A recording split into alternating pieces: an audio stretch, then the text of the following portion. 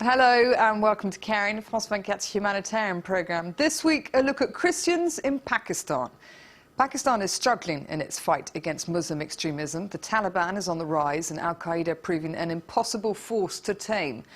Since its independence back in 1947, Pakistan has strived to carve out a liberal religious climate with secular policies where all faiths could thrive. But since the mid-70s, a dramatic shift has been emerging, when Prime Minister Nawaz Sharif, who was recently thrust back into the limelight for mounting a revolt against what he called the current regime's oppression, he had played a large part in pushing the Pakistani constitution closer to becoming an Islamic state. For some members of the Christian community, as you'll see in this report, they've paid a high price for being in the minority. Now, at the centre of their tales of ostracism and discrimination are controversial blasphemy laws, imposing a very real fear of being perceived as un-Islamic. Worryingly, more and more cases of forced conversions from Christianity to Islam are also being reported. Our reporters travelled to meet one community in Islamabad, living in what's been dubbed the French Quarter, living, as you will see in this report, in utter poverty, literally walled off from the rest of society.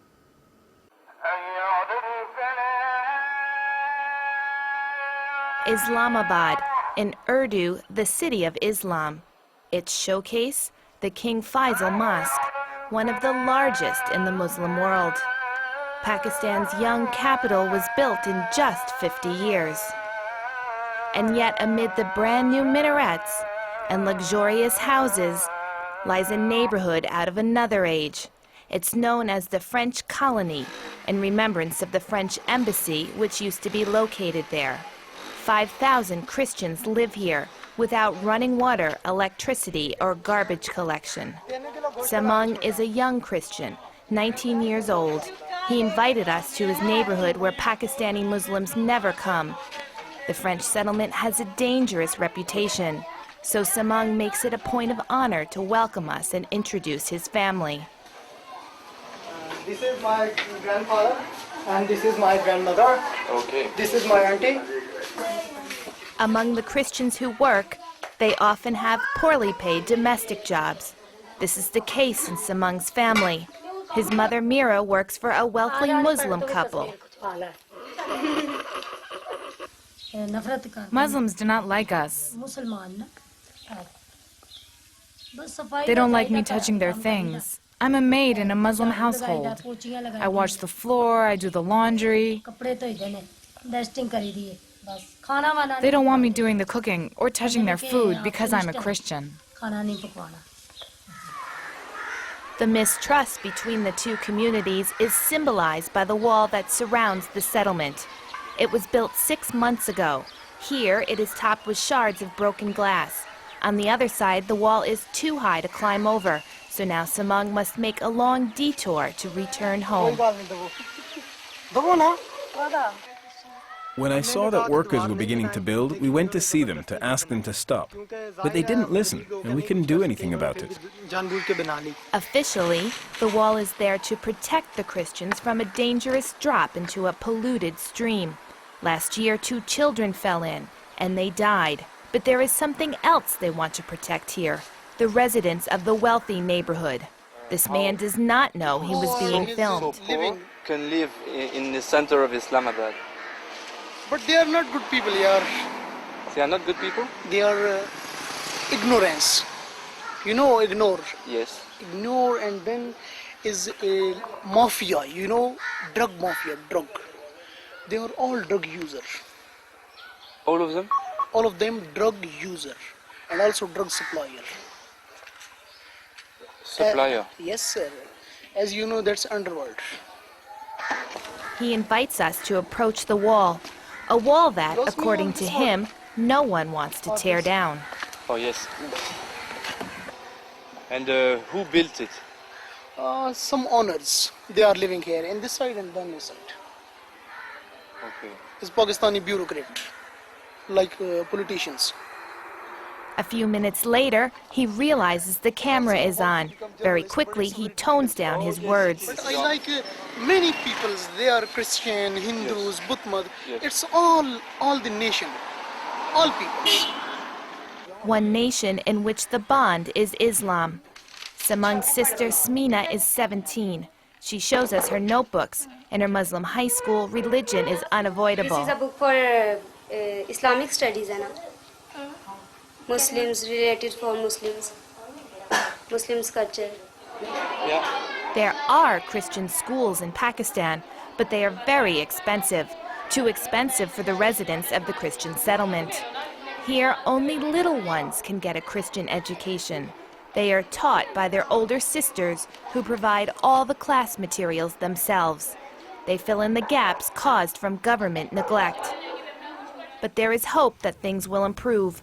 The affairs of the Christian neighborhood are now in the hands of Shahbaz Bhatti, the Minister for Minorities. It's a new position created just 6 months ago and occupied by one of the few Christians in the government. And we are here to serve them, and we are giving them this hope that their issues will be addressed. They will not remain neglected. They will not remain subjugated or second-class citizens. Do you know where the French colony is from here? Yeah, this is But during the course of the interview, when we asked him to accompany us to the settlement, Quickly, together. despite our insistence, he would not accompany us. He knows that given the state of misery his fellow Christians live in, he would not necessarily be welcome there. Many Pakistani Christians come from the lower castes of the Hindu religion. Some untouchables converted, hoping to escape a social system that classified them as pariahs. But today, the ills that plague their communities have not changed. Drugs, poverty, and poor education. Factors that contribute to the prejudice against them in a country where 95% of the population is Muslim. Yet respect for religious minorities is one of the tenets of the Pakistani Constitution. In the National Assembly, 10 seats are reserved for religious minorities. And even the imams talk about mutual respect. This is not in our hands to make someone's Muslim by forcing them by something else. We can't make that. It's Allah, it's depend on Allah. And we have, I told you that the Christians which living in our community, they are like our friends. I told you first that they are human beings, after that they are Pakistani, and after that they are Christian. Tolerance, but with some concessions. It's the call to prayer. Smina, the young Christian who showed us her notebooks a little while ago, is covering her head as she walks past the mosque.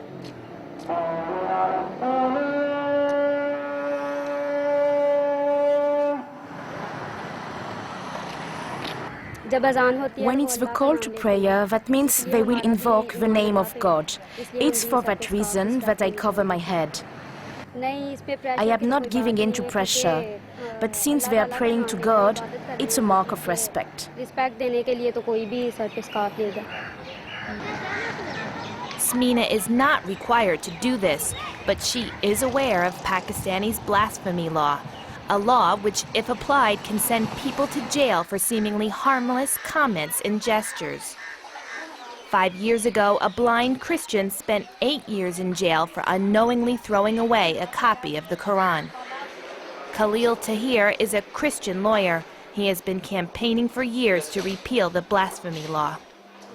The article says, if anybody will say anything against the Muslim Prophet, Hazrat Muhammad, peace be upon him, if anybody will say anything against him, verbally, intentionally or unintentionally, the punishment will be death. Most times, the death penalty is turned into a prison sentence, but the charges are sometimes based on very weak evidence. I will say, no Christian will say anything against the Prophet of anyone. But it's just like in Pakistan, it's very easy to buy the witness in some rupees. And if you have a personal grudge against anyone, if you have enmity, and if you have any kind of just like ill feelings against others, you can use this law. And nobody says, nobody recognizes, and there is no rational investigation regarding these laws. But Khalil Tahir knows this fight is dangerous.